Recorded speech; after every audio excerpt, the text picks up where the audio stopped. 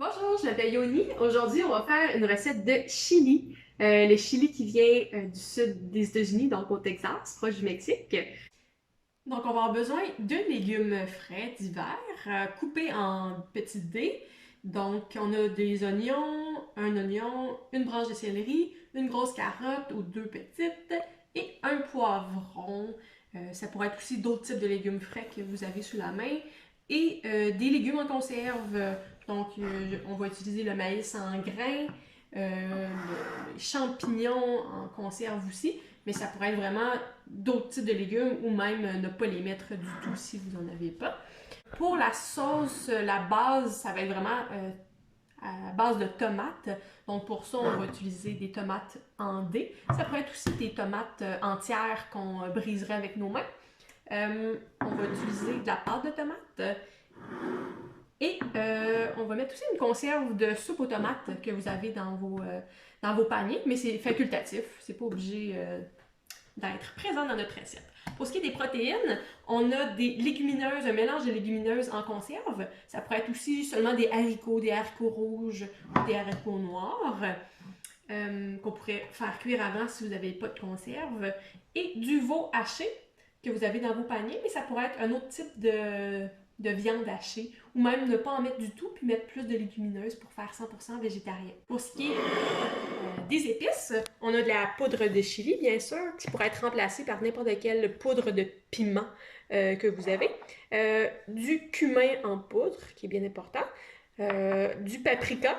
Ici, il est fumé et fort, mais ça pourrait être n'importe quel autre type de paprika.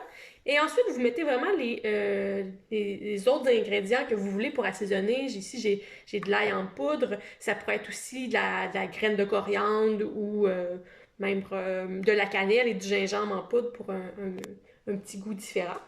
Donc, à vous d'être créatif. Donc, on va mettre un filet d'huile dans le fond de notre casserole que j'ai fait chauffer à moyen élevé. Et on va faire revenir nos oignons un petit 3 minutes, le temps qu'ils deviennent transparents. Une fois que nos oignons ont bien sué comme ça, on rajoute la viande. Et là, on la défait comme ça avec notre cuillère.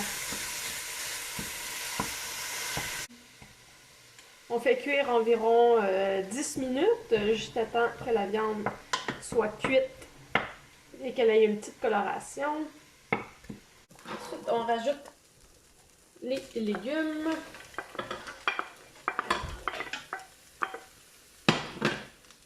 Donc, tous nos légumes.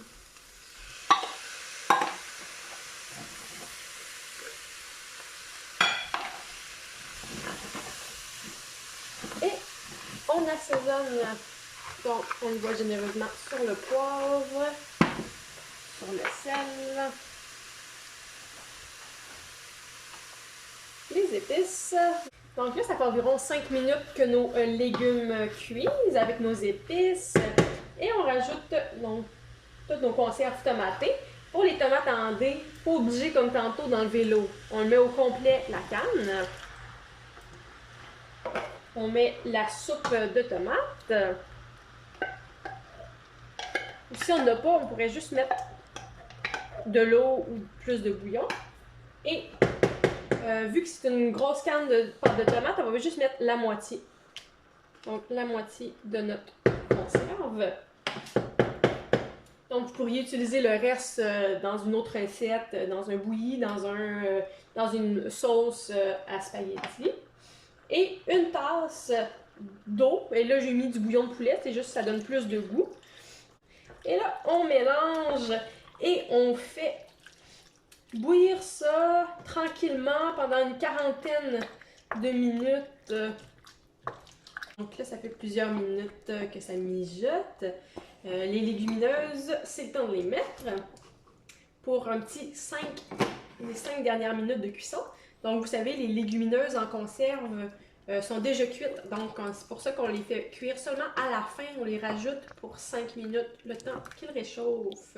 Si notre chili est terminé, on pourrait le servir sur du riz ou en trempette comme ça, avec garni un peu de fromage avec un pain plat, une tortillas, ou ce que j'aime bien le servir en entrée avec des chips de maïs. Bon appétit!